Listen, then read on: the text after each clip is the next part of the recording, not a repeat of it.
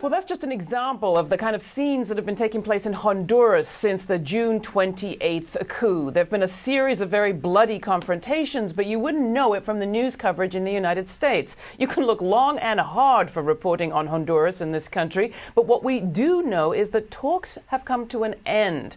The United States has cut $16.5 million in military aid and withdrawn some diplomatic visas in response, but coup leaders and the wealthy families that back them in Honduras seem to be hunkered down for a long fight. What's it all mean for democracy there and for the people on the ground? Well, we're joined by independent journalist Rick Rowley of Big Noise Films. He's just back from Honduras, brought us that footage you just saw. And joining us from San Pedro Sula, the northern region of the country, is journalist Sandra Cuffe. She's been left covering the crisis for the Dominion paper, which is produced by a journalist collective in Canada.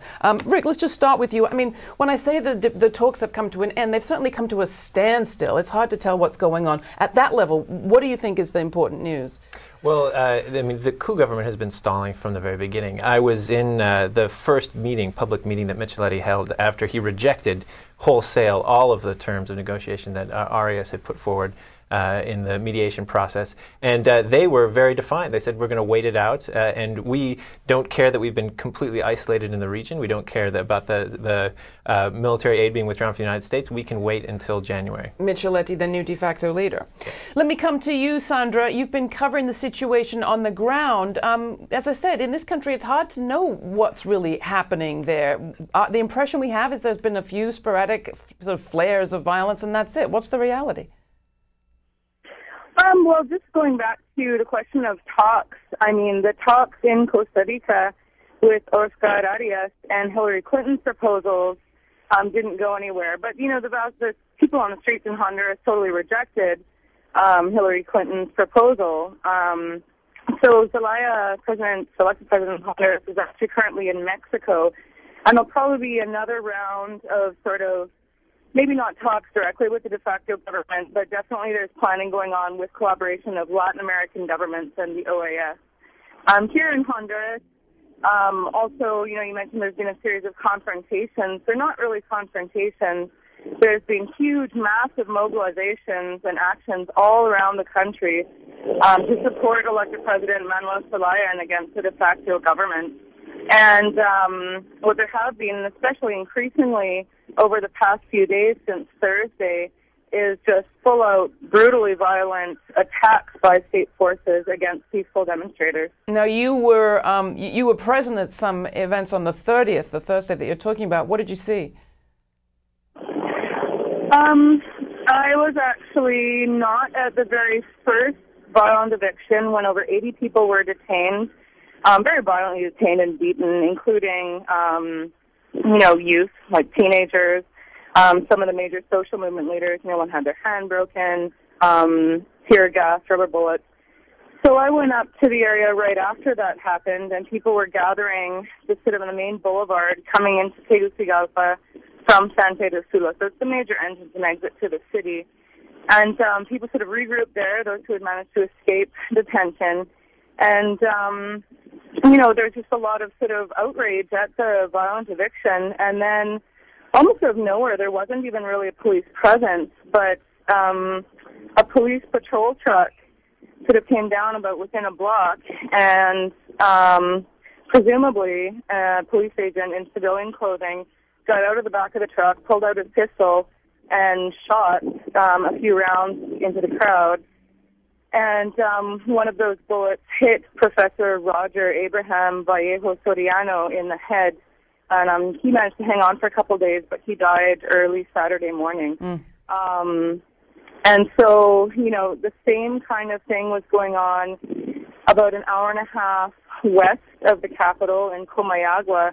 Just really, really violent police attacks. Just indiscriminate attacks, basically, against the mobilizations and also against journalists. The first eviction in Tegucigalpa, the one where I was not present, there were two independent journalists, both South American, who report for different independent media outlets. They were both quite badly beaten and had their cameras taken away as well. Now, when you say evictions, Sandra, what do you mean? Evictions from protest situations?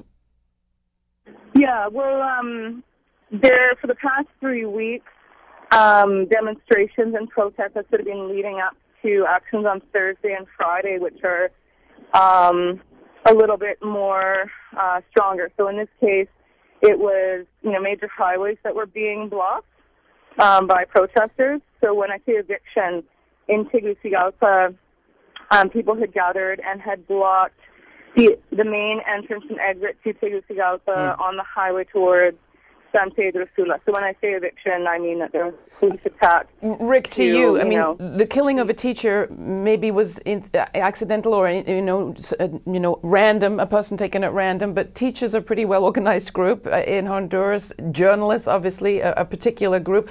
Are specific groups being targeted? Do you think? Well, the regime clearly has a very has kind of a contradictory sort of approach to suppressing the protests right now. On the one hand, they're trying to present on the picture, on the surface, a picture of a smoothly functioning technocracy where the police are restoring order, and then there are isolated incidents of insane violence. The footage that we opened with from the 24th, that night, the police presumably dropped the body of one of the protesters in a field 100 meters from a police checkpoint. The body was brutally tortured, stabbed over 50 times.